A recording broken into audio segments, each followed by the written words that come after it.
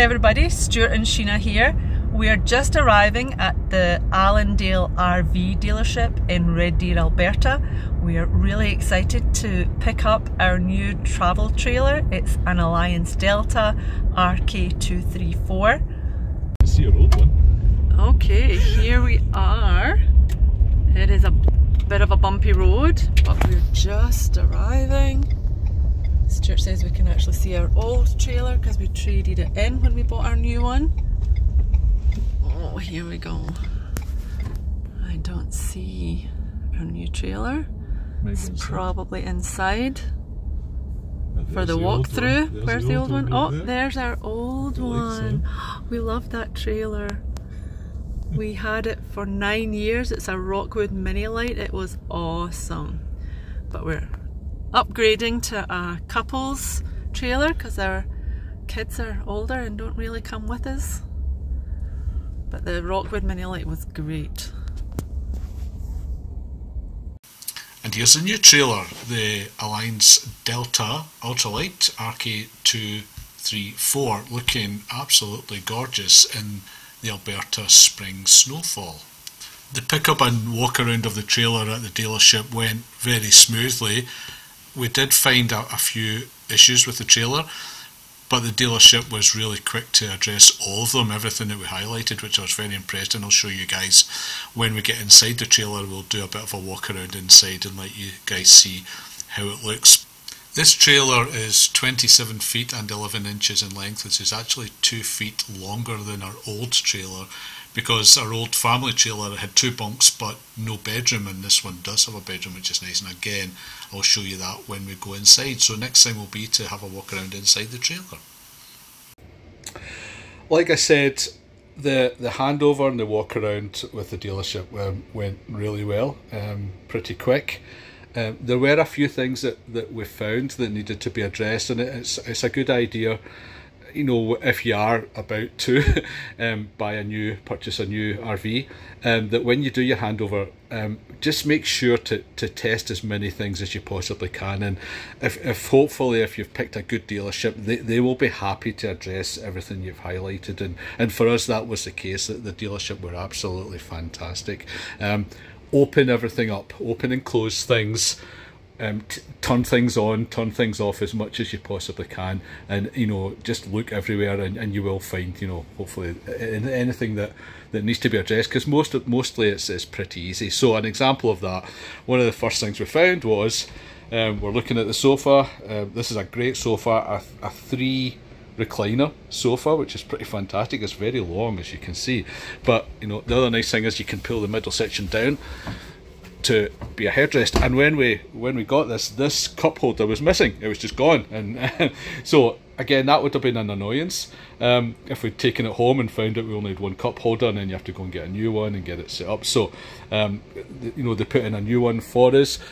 Similarly, the table here, this is a really nice table. You see it's actually no legs. Great design, really solid, which I was pretty surprised about how good it was. But when the walk around demonstrated to us how you lower it and lift it, we found that it was actually misaligned a little bit, and what was happening was it was hitting the side down here. The side of the table was hitting the side down here, and it was just making it onto the support on this side. So again, we highlighted it. Chris from the dealership, who was absolutely brilliant, came in and realigned the whole table for us, so it was working great.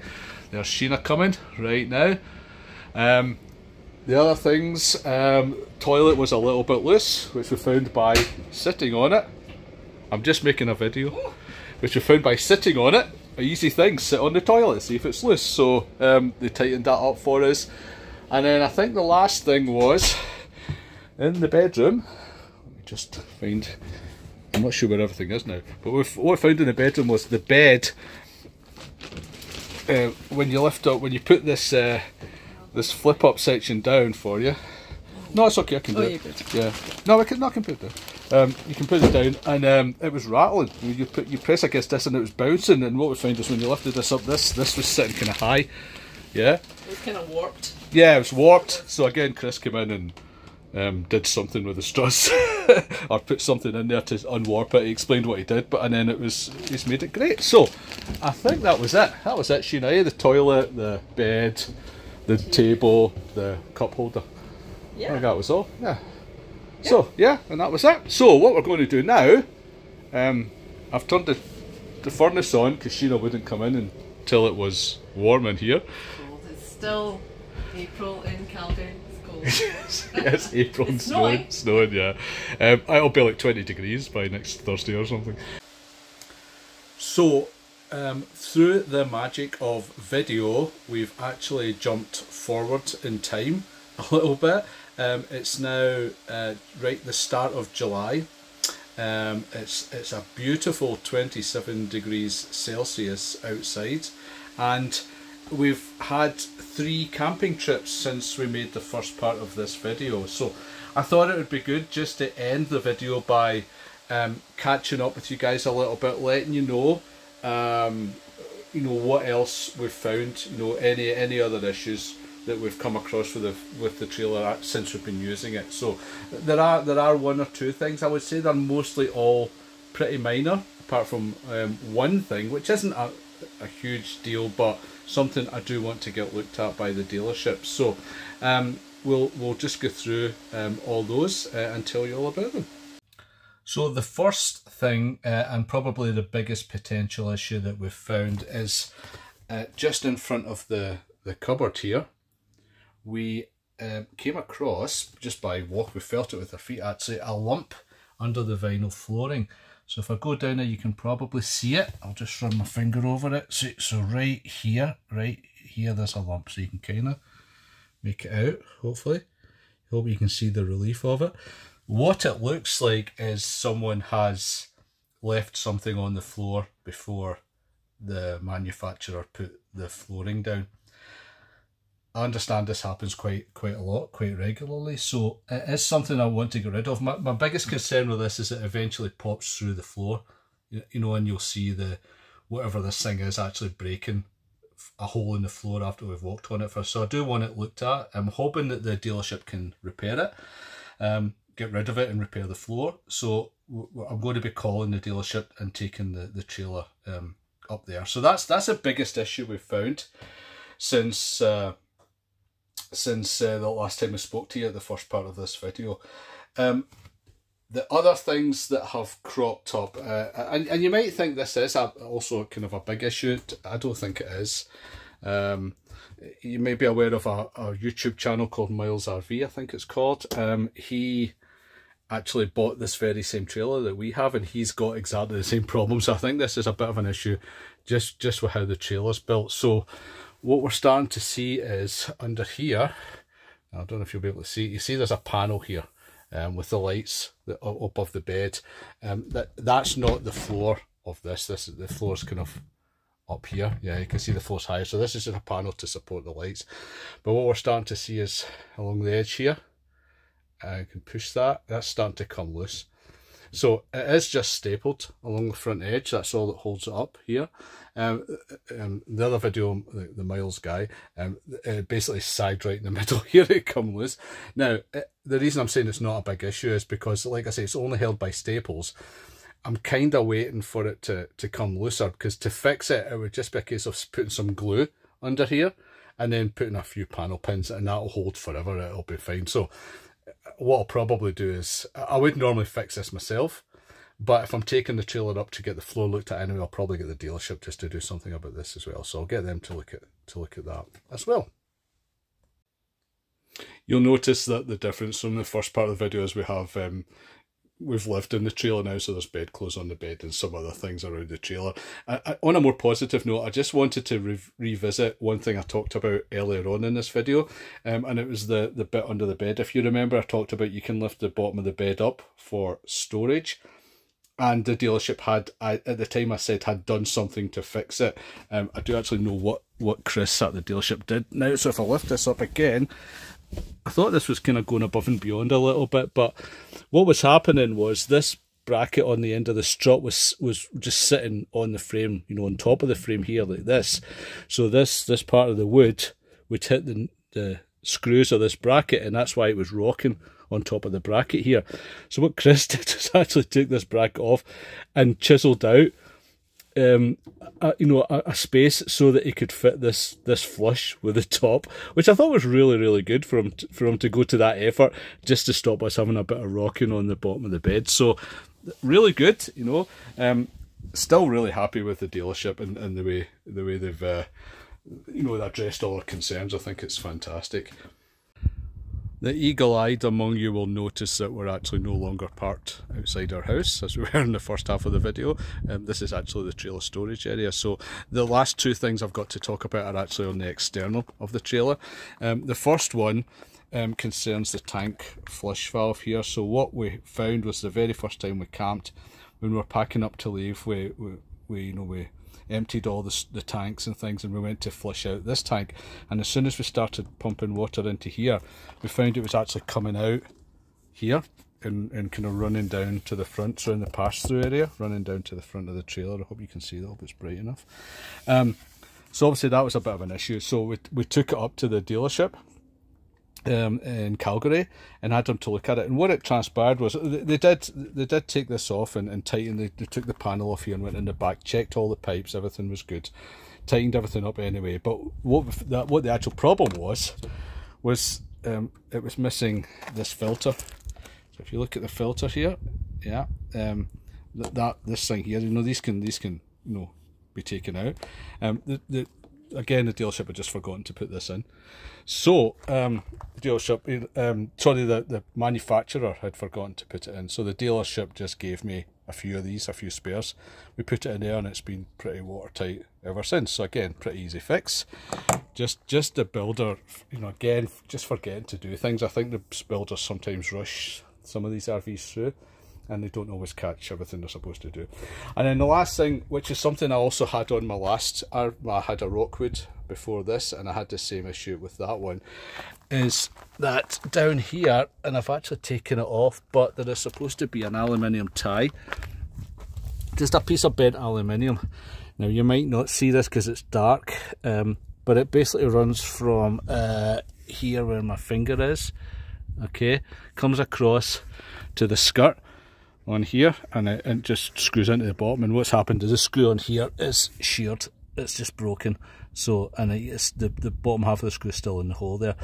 So I tried to epoxy it, didn't do it any problem. It's just a case of getting a self-drilling screw and doing a new hole. But what I'll probably do is get the dealership, this is really minor, so we'll get the dealership to do that when I take it up for the floor as well. So again, these are things that are not urgent, don't need, you know, fixed super fast, but we'll get them looked at. Here we are back inside the trailer, and that's it that I've talked about as far as you know little things that we need to get looked at. As I said, we have had 3 camping trips, been really enjoyable. All the things that we really need to work are working fine. The fridge, the furnace, especially last month, not so much this month. The on-demand water heater, you know, the bed, the furniture, all the doors, everything, the sofa, everything is working well. I'll just go back to what I said at the start of the video. You know, if you're picking a trailer up, make sure you test everything. Anything that moves, recline the sofa, work the table, open the doors, you know, turn on the taps, anything that you can try, make sure you try it, because you know these are usually things that can be fixed quite easily at the dealership, and you don't really want to take the trailer home and then have to go back to get, you know, lots of things done. So an example of that that we do have, and this is the last thing I'll talk about, it's not a problem with the trailer at all. It was more of a communication issue more than anything else. When we picked the trailer up, the salesman had, or the dealership had it connected to mains power, to shore power, for the previous 24 hours. But when I had a look during the walk around and I checked the battery charge, so this is fully charged, as you can see, it was not charged. There was one light on, I think. And I was saying to the dealership, you know, why is it not charged? And they couldn't answer the question, they didn't know. We went and had a look at the batteries, and I'd left my old batteries from my last trailer, and they were supposed to be put on this trailer. However, the dealership had lost the batteries So they put on 2 6-volt batteries instead of my old 2 12-volt batteries. So we kind of assumed that maybe that was part of the problem, and the dealership, they couldn't find my old batteries, so they were good enough to just give me 2 brand new 12-volt batteries for free, which was great. So we put those 2 12-volt batteries on. They were fully charged already.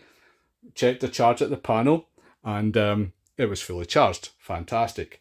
We went on our first camping trip and connected to shore power, and during either the first or the second night, I can't remember what it was, the furnace stopped working in the middle of the night, and I checked it and it was complaining of low power, which I didn't understand because I was connected to the shore power. Yeah.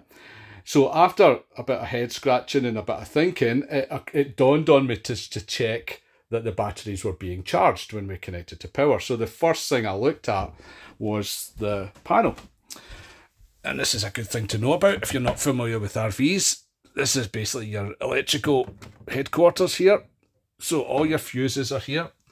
Yeah, up here. And then for your major systems, all your breakers are here. And what we found was part of the job of this device here is to take mains power or shore power and convert some of it to 12 volt, and that 12 volt runs all the 12 volt devices in here, but it charges your battery, right? Well, it basically charges your battery and then all your devices run off the battery. So when you've got shore power connected, the converter in here should convert some of that to 12 volt, run it to the batteries, and then your batteries are always charged. And there is a breaker for the converter, which you can see right here, converter. And what we found was this breaker was tripped, it was popped.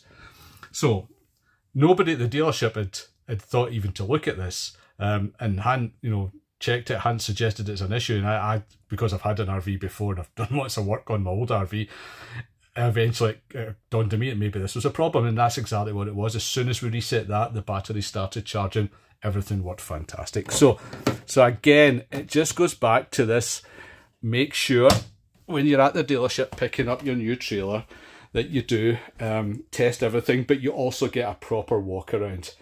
Don't let the dealership assume that you know everything there is to know about your new trailer. Make sure they show you everything, and if they don't, if there's something that you don't know how it works, and if you're not the type of person like me who likes to read instruction manuals, make sure they show it before you leave the dealership.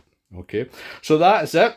All in all, I think this has been a really positive experience with the trailer. As I say, we've had 3 trips. We've got another bigger one, a week-long trip to British Columbia coming up in the second half of July. So we're really looking forward to that.